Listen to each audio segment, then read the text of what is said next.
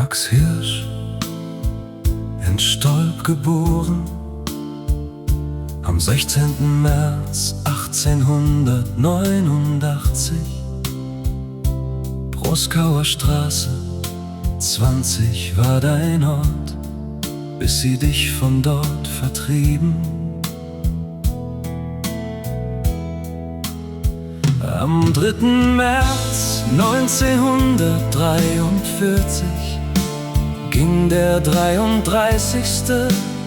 Transport nach Auschwitz.